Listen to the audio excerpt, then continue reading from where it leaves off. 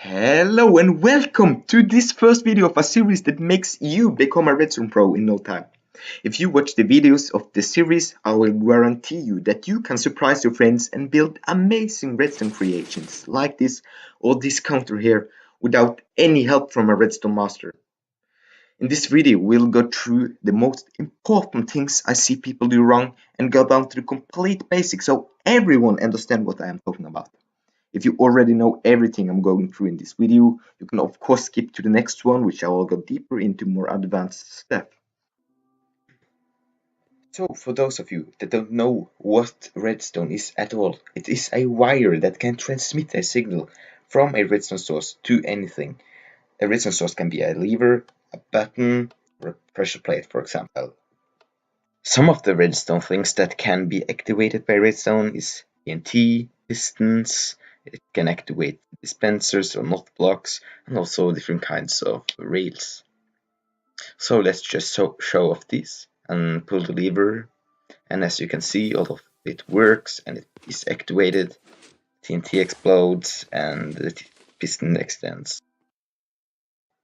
So what we will go through in this video and you will learn is actually how the redstone transmit a signal into other things like pistons or redstone lamps. As you can see, this redstone lamp turns on and the other one stays off. But that redstone lamp is 2 blocks away and the other is only 1 block away. It might seem logical that this one will turn on since it is much closer than the other one. Also, there is a block that is in between the redstone lamp and the redstone. And shouldn't that block the signal? Let's try to block the signal another way, like so. And the signal cuts right off. Was there a difference in how we block the signal?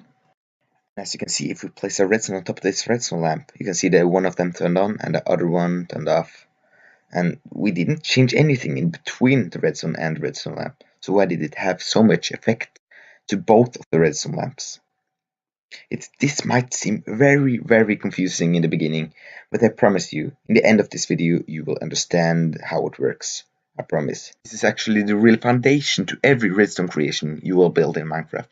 If you don't know this, you can't even hook a button up to a door properly, and that is why it is so really important. So, as many of you already might know, is that the redstone transmits a signal into other redstone dusts that is 1 block away. So this one is powered. This means that it also powers this one because it is touching. As you can see, this also is touching. This means that it also powers this one. It doesn't power diagonally, as you can see, because that is not 1 block away. Also, it doesn't power like over here. This is also two blocks away. But if we connect them like this will turn on because the whole wire is connected. This will get powered and power this redstone lamp. But what if you want this redstone lamp to turn on? This means that the redstone has to travel upwards because it is another height than this one. Then you just make a staircase and place the redstone on top of it. And the redstone will travel upwards. It can also travel downwards. But remember when I said that redstone can't power diagonally? Well, it can if it is diagonally upwards or diagonally downwards. This works every time except when there is a block in between that is blocking the signal. So this block here blocks the signal, so this won't power this anymore. An easy rule to follow that applies to all of what you have learned right now is that if it is visually connected, it will transmit a signal. The next thing we'll go through is actually how the redstone transmit a signal into other things like doors, pistons, redstone lamps, dispensers, and all kind of stuff like that.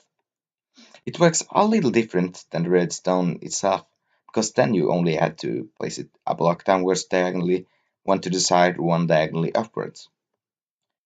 I've seen so many times in my life people trying to, for example, power redstone lamps in a wall like this. But they doesn't know how to do it. They place a line behind it like this.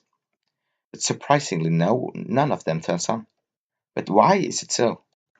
Well, that is because the redstone does not power what is one block away from them or what is close to them. So it doesn't power upwards or to the side. It is only powering the blocks that are touching visually or what they are pointing into. This block, this redstone lamp here, turns on because this is pointing into it. This doesn't, because it is not touching, it is not pointing into it. This turns on because of this redstone on top of it. It is touching the redstone lamp. But wait, there is more to it. Because when a redstone sends a signal into a block, the block that they send their signal into will be activated in such a way that everything that touches that block also will be activated. This means that if I place a redstone lamp here, this block is directly hooked up to redstone, which means that it powers everything that is touching it. This is touching it. This means that it turns on.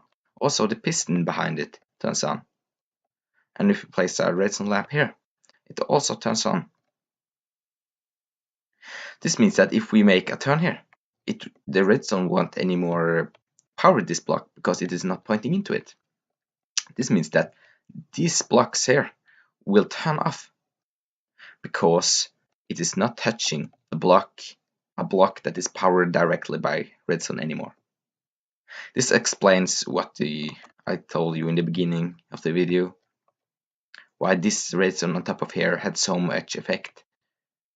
Because it turns this redstone so that it does not power this block anymore, and this means that this turns off. Let's make a few more examples. This redstone here is powering the block underneath it. This means that everything that touches this block will also get powered.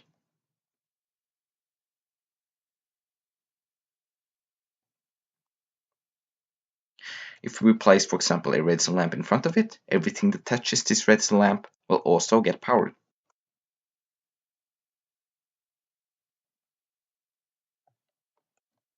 Let's remove the block in the middle.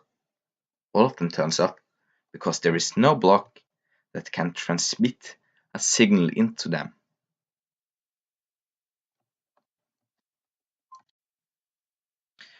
The only exception for this is the redstone itself. The redstone cannot receive redstone signals from a block that is powered directly by redstone itself. That is the only exception in redstone. If we place a block here, this is powered by this redstone. This means that this turns on, but this doesn't because it is redstone. There is also some blocks that is called transparent blocks that does not send redstone signal through them. They are receiving a signal from the redstone, but they are not activating things that is touching them.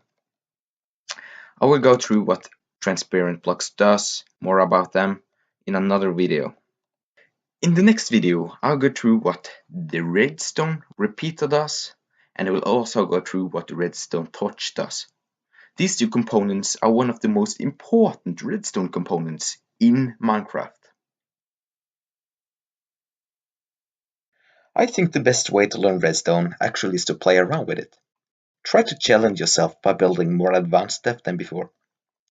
After you have learned some basic about redstone, try to see if you really understood what I was talking about by hooking up a button to a lamp or something similar. That was at least how I learned redstone.